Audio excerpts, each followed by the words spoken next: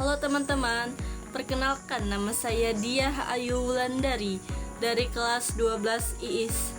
Baiklah teman-teman, di dalam video ini saya akan mengerjakan ujian praktik mata pelajaran sejarah minat yang diberikan oleh Bapak Tirja Topan, Sarjana Pendidikan Guru, dengan judul Apartheid Afrika Selatan. Selamat menyaksikan.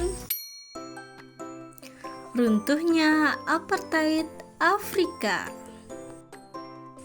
Baiklah teman-teman, sebelum masuk ke pembahasan inti, di sini saya akan menjelaskan tentang pengertian apartheid Afrika.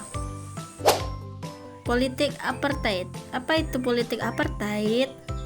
Politik apartheid merupakan sistem pemisahan ras yang diterapkan oleh pemerintah kulit putih di Afrika Selatan pada tahun 1948 hingga 1991 yang menganut sistem rasisme dan sistem diskriminasi. Nah, setelah penjelasan tadi, saya harap teman-teman paham ya apa itu apartheid Afrika. Setelah membahas pengertiannya, kita akan melanjutkan tentang latar belakang apartheid Afrika. Kira-kira apa ya yang melatar belakangi apartheid Afrika itu terbentuk? Ini dia selengkapnya. Latar belakang. Yang pertama adalah bangsa Eropa seperti Belanda dan Inggris mulai menjajah Afrika Selatan untuk menguasai sumber daya alam. Dan yang kedua, bangsa Eropa memiliki pemikiran politik bahwa orang kulit putih memiliki status tinggi. Dan yang ketiga, Inggris menang dalam Perang Boer pada tahun 1899 sampai 1902 dan mendirikan negara Union of South Africa. Dan yang terakhir, di bawah kendali Inggris, pemisahan ras atau apartheid berlaku sejak 1910. Baiklah teman-teman, setelah pengertian dan latar belakang tadi kita bahas, sekarang kita akan memasuki pembahasan tentang perkembangan politik apartheid di Afrika Selatan. Baiklah, di sini saya membagi 3 tahap perkembangan politik apartheid di Afrika Selatan, yaitu yang pertama, awal penerapan apartheid dari tahun 1949 sampai dengan 1959.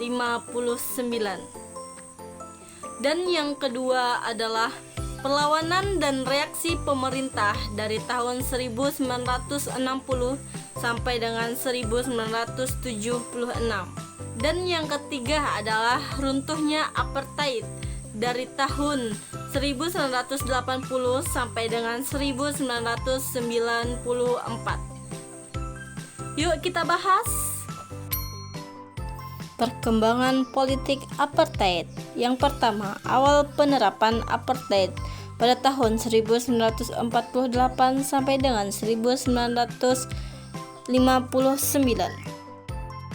Pada tahun 1948, Partai Nasional menang dalam pemilu dan mulai menerapkan apartheid secara resmi. Pada tahun 1950, Undang-Undang Registrasi Populasi atau Population Registration Act mengelompokkan warga berdasarkan ras, kulit putih, kulit hitam, Asia, dan berwarna atau campuran. Dan pada tahun 1951 sampai dengan 1959, hukum pemisahan diterapkan dalam pendidikan, perumahan, pekerjaan, dan transportasi.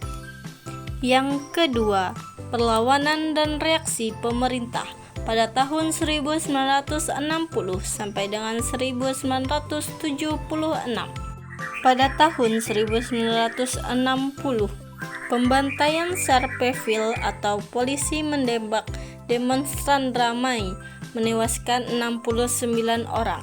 Pada tahun 1964, Nelson Mandela dan pemimpin lain ditangkap serta tekanan internasional meningkat, termaksud sanksi ekonomi. Pada tahun 1976, pemberontakan Soweto terjadi akibat protes siswa terhadap kebijakan pendidikan dalam bahasa Afrikaans. polisi menindak keras menewaskan ratusan orang.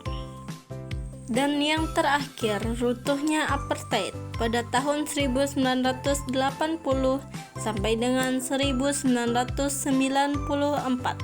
Pada tahun 1989, Presiden F.W. de Klerk mulai melakukan reformasi dan mencabut larangan terhadap ANC. Pada tahun 1990, Nelson Mandela dibebaskan setelah 27 tahun di penjara. Pada tahun 1991, Undang-Undang Apartheid mulai dicabut. Dan pada tahun 1994, pemilu pertama yang demokratis diadakan. Nelson Mandela terpilih sebagai presiden kulit hitam pertama di Afrika Selatan, menandai berakhirnya apartheid. Baiklah teman-teman, sekarang kita akan memasuk ke pembahasan tokoh perjuangan penghapusan politik apartheid. Di sini ada 6 tokoh, siapa-siapa aja tokoh itu? Yuk simak. Perjuangan penghapusan politik apartheid. Yang pertama ada Bapak Nelson Mandela. Beliau merupakan pemimpin ANC atau African National Congress yang dipenjara selama 27 tahun dan menjadi presiden pertama Afrika Selatan pasca apartheid pada 1994. Yang kedua ada Bapak Desmond Tutu. Beliau merupakan uskup dan aktivis yang menyuruhkan sanksi internasional terhadap rejim apartheid dan mempromosikan rekonsiliasi pasca apartheid. Yang ketiga ada Bapak Oliver Tambo.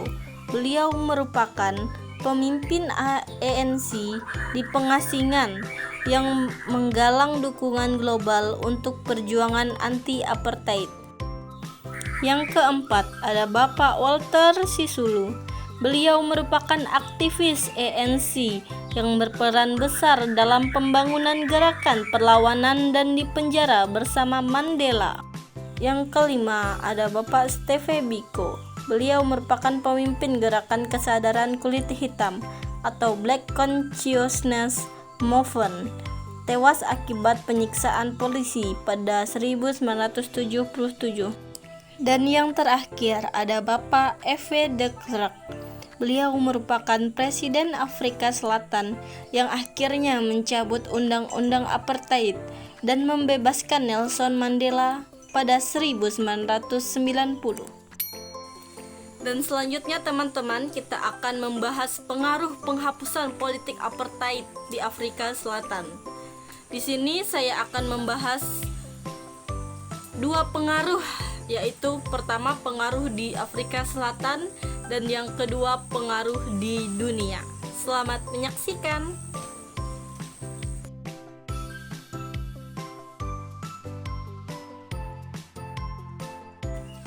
Di bidang politik, Afrika Selatan menjadi negara demokratis dengan pemilu bebas pertama pada 1994. Dan Nelson Mandela terpilih sebagai presiden pertama pasca apartheid. Sedangkan di bidang ekonomi, sanksi internasional dicabut memungkinkan pertumbuhan ekonomi, tetapi kesenjangan ekonomi akibat apartheid masih terasa. Selanjutnya adalah di bidang sosial. Sistem segregasi ras berakhir, tetapi ketidaksetaraan dan ketegangan rasial masih ada. Di bidang hukum dan HAM, Konstitusi baru 1996 menjamin hak yang setara bagi semua warga negara.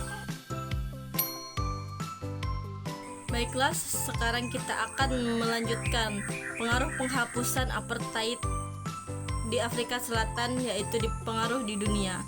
Yang pertama, inspirasi bagi gerakan hak sipil. Perjuangan melawan apartheid menginspirasi gerakan hak asasi manusia global. Dan yang kedua, perubahan dalam diplomasi. Banyak negara menerapkan sanksi terhadap rejim apartheid, menunjukkan bahwa tekanan internasional dapat membantu mengubah kebijakan diskriminatif. Dan yang terakhir adalah model rekonsiliasi. Afrika Selatan mendirikan Komisi Kebenaran dan Rekonsiliasi untuk menyelesaikan konflik masa lalu secara damai. Oke teman-teman, sekarang kita sudah di akhir video, yaitu tentang kesimpulan.